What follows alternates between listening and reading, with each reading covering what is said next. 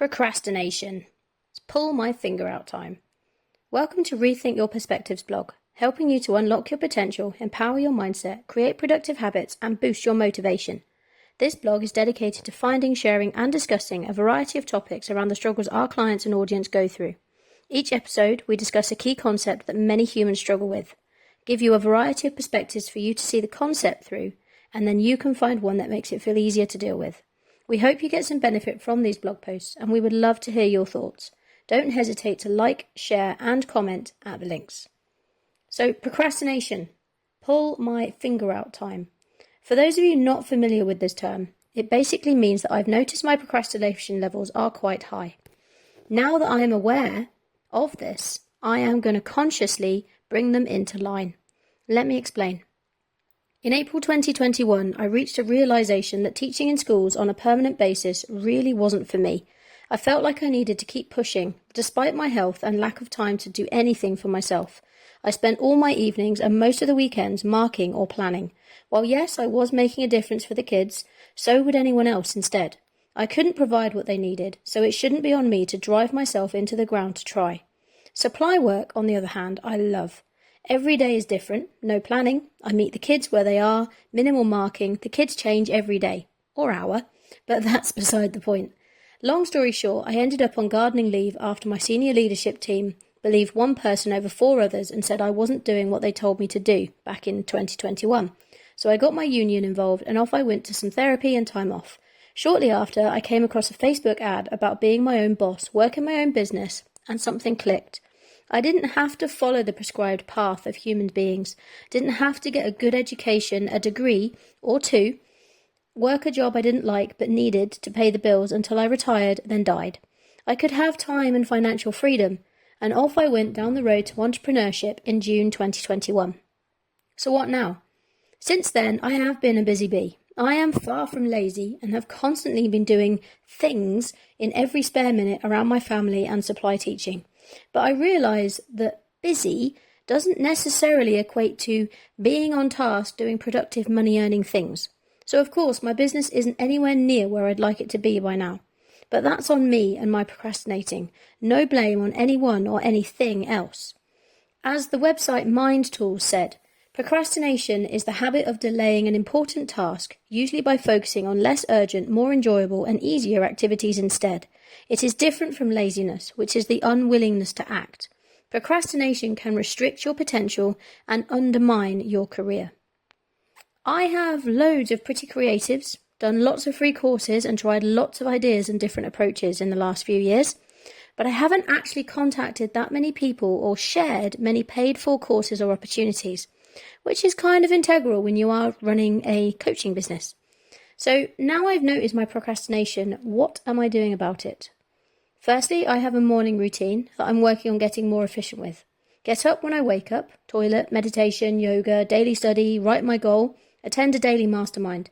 Then if there's still no sign of my little one at this point, usually by 7 a.m, I get on with my checklist. The daily checklist has a list of things on it that must be done each day as a minimum. It includes sending emails to new leads and follow-up emails offering content and value, and responding to messages received from potential leads, as well as a few other things. I have a more concise get done list, the link for which is in the blog, and this list gives me things to get on with when I'm not sure what I should be doing. I spend one evening a week creating and posting social media posts twice a week at least. I use later.com for my scheduling as it makes life much easier and quicker instead of doing a bit here and a bit there. I have also started blogging more frequently, Tuesdays and Fridays, if you hadn't already noticed. I also have a list of 10-minute tasks, which I can do when I notice I am procrastinating. So when I notice I'm not being productive, scrolling social media, tweaking creatives to the nth degree, etc., I get up and do a task that will take no more than 10 minutes and then get back on to what I should be doing. But don't worry though, procrastination is not laziness, as I said above. Procrastination is not laziness, but it's also not productive. This is a big habit change I am making, as I can be a queen procrastinator, and you'll be surprised at how long I can spend making something look nearly identical to my first iteration by moving things a tiny amount at a time. It is quite funny from my new perspective at how much I actually procrastinate. I can also guarantee that I'll reread this blog post and change, add in, take out several parts at least 3 times before posting it. But what I want you to hear is this. Procrastination is your paradigm giving you every other option than doing the thing you know you should be doing, because it knows if you do that thing, then life will change. It is against your current habits and results, so it doesn't like it. Take this as a sign that what you know you should be doing will change your life and get you moving towards the changes that you want to see in your life. So use some of my tips above or on the image below and get on with it. Does this resonate? Do you struggle with procrastination? Would you notice if you did?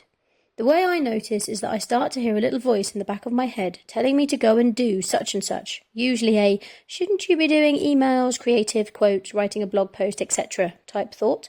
And then I think, yeah, when the time reaches the next 5 minutes or something, then the time reaches the time I set and I think, I'll just do this one more thing. And before I know it, it's half an hour later minimum and I've got nothing to show for that time.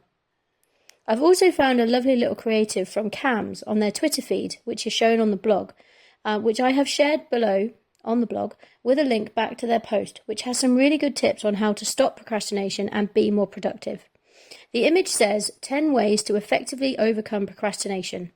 Number 1, get yourself started by believing in your ability to succeed. Number 2, set out several concrete deadlines for yourself. 3, eliminate various distractions from your environment. 4, break large tasks into small and medium actionable pieces. 5, remember to reward yourself for your accomplishments. Very important, that one. 6, mark streaks of days in which you complete all of your tasks, like the get done list approach. 7, avoid a perfectionist mindset and implement your plan. 8, visualize and focus on your end goal instead of your tasks. 9, figure out when, how, and why you procrastinate. 10, count to 10 before indulging the impulse to procrastinate. So what next? There you have it. By writing this all here, I'm creating some accountability. Hopefully, as my subscribers and followers grow, I will have people to be accountable too. And this is way more effective, as they don't tend to let you off the hook as easily as you do for yourself when you make an excuse. These new habits will only strengthen further. Do you need an accountability partner to help you break through your procrastination and be more productive? I'm more than happy to help. Drop me a message by getting in touch today, either here or through any of my social medias, or schedule a call to discuss it with me directly. I hope to talk to you soon and that this post helps you as much as it has me by simply writing it. Here's to your future productive self. Take care. Jay. Rethink your perspective. And P.S. 4 times I reread this today, but maybe that was because I said that it is my unproductive tendency rather than saying I would only read it once. This can be my next habit to replace, I think.